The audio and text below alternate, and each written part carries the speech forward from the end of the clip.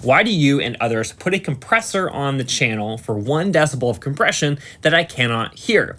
If the average listener would not hear the difference between this 1 decibel of compression and without at the end, there should be no gluing effect. Hi there, hope you're doing fantastic. Today we're going to be diving into a question that I got on one of my YouTube videos about compression, specifically about compression where you basically can't actually hear the change that you're making when using compression. So we're going to be diving into that. But before I do, I want to give you something for free just to help you out in your next mix. It is my ultimate mixing checklist. You can get that in the description of the video or on the first comment. You can also get a link to download the ultimate mixing checklist, which will guide you through your next mix so you can mix better, faster, and ultimately get a more professional result. With that said, let's dive into the content for today, which is a comment I got on one of my YouTube videos about the process of mastering. And here's the question that was posted by Praise That Donut, or Praise the Donut, something like that. That is something I never understood. Why do you and others put a compressor on the channel for 1 decibel of compression that I cannot hear?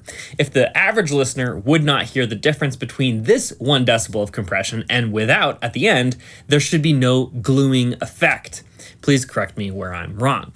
So I responded to him in the comments, and I want to just kind of talk through my response. So basically my response went something like this. There actually is an effect with this 1 decibel of compression. Even if you can't hear it, I can hear it, and others can hear it. And so it does exist. The change does exist. But my argument is that if you can't hear it, it's okay.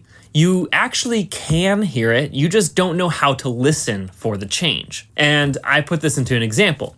When you go to work, say one day, and you notice that your coworker looks a little bit more fresh, and you're not exactly sure why. Maybe they got a new jacket, but you look at their jacket, it's the same jacket they've always worn. You go through the entire day thinking, this person looks just, a little bit more together today, and you finally realize at the very end of the day, they just got a haircut, a fresh cut, and they're just looking trim.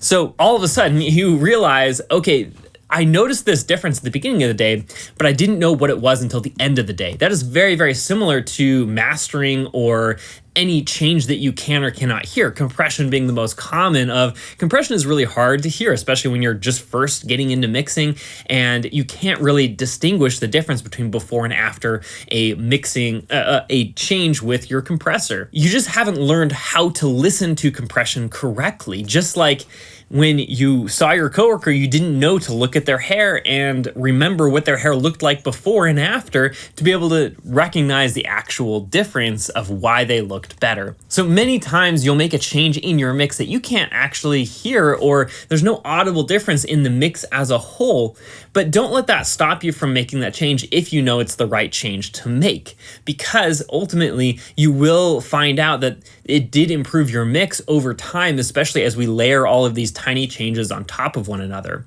So one more practical piece of advice I have for you in regards to this idea and concept of making inaudible changes to really improve your mix and your master is when you make a change, go extreme with the change. So if I'm putting on, say, a compressor onto my vocal, I'm gonna go and put 10 decibels of gain reduction on my vocals, and so I can really hear the compression working.